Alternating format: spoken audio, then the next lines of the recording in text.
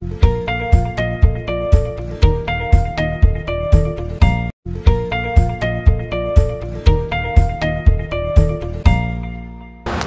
The lord. యేసుక్రీస్తు దివ్య నామంలో ఉదయకాల సమయంలో కార్యక్రమం వీక్షించుచున్న మీ అందరికీ నా హృదయపూర్వక వందనాలు తెలియజేస్తున్నాను. మనలో చాలామందికి ఉన్నటువంటి ఒక చెడ్డ అలవాటు ఏంటంటే, లేదా చెడ్డ అభిప్రాయం ఏంటంటే, నేను ఎవరికి మేలు చేసినా వాడికి మాత్రం సత్యంత వరకు, నా ప్రాణం ఉన్నంత వరకు నేను మేలు చేయను అని కొంతమంది అంటారు, లేదా అభిప్రాయం కలిగి ఉంటారు.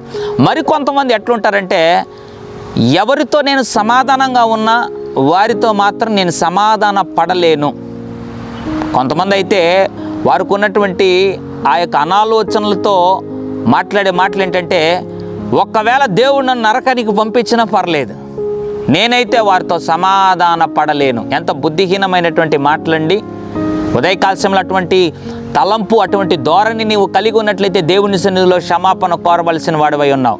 సరే, ఈ ఉదయకాల సమయంలో మనం ఏ విధమైనటువంటి హృదయం కలిగి ఉండాలి, ఏ విధమైనటువంటి స్వభావం కలిగి ఉండాలో దేవుడు జ్ఞాపకం చేయాలని ఆశపడుతున్నాడు. కీర్తన 34వ అధ్యాయం 14వ వచనం, కీడు చేయుట మాని మేలు చేయుము, సమాధానం వెతికి దాన్ని వెంటాడుము. ఎంత అద్భుతమైనటువంటి మాట దేవుడు జ్ఞాపకం చేస్తున్నాడండి. దేవుని ప్రజలు ఎప్పుడు కూడా ఒకవేళ ఎవరైనా మనకు కీడు చేసినా మనం లోకస్తుల వలె వారికి కీడు చేయకూడదంట.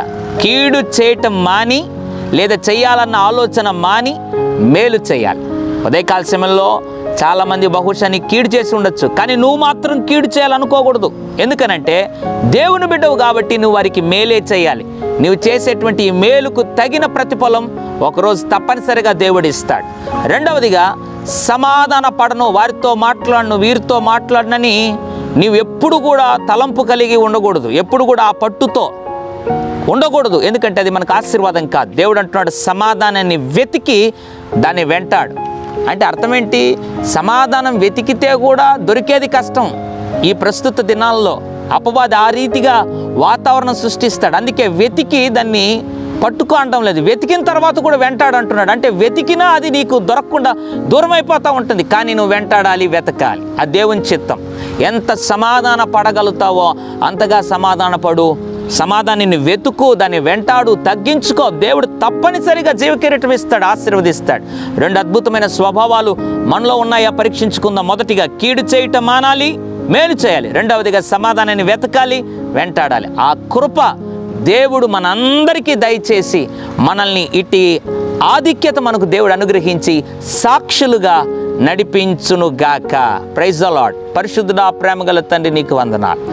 కీడు చేయుట మాని మేలు చేయుము, సమాధానాన్ని వెతికి దాన్ని వెంటాడుము అన్నాం. ఎంతమంది అయితే ప్రభువా ఈ దురాభిప్రాయాలు, కీడు చేయాలి, నాకు సమాధానం వద్దు, నేను సమాధాన పడను, క్షమించును అని ఎంతమంది అయితే ప్రభు మొండి పట్టుతో ఉన్నారో వారందరినీ దర్శించి క్షమించి, వారు కూడా ఇది మొదలుకొని నాయన మేలు చేయడానికి, సమాధానాన్ని వెతికి వెంటాడే కృప తండ్రి మా అందరికీ దయచేయమని, తద్వారా గొప్ప దీవెనలతో నింపమని యేసు నామములో ప్రార్థిస్తున్నాను తండ్రి.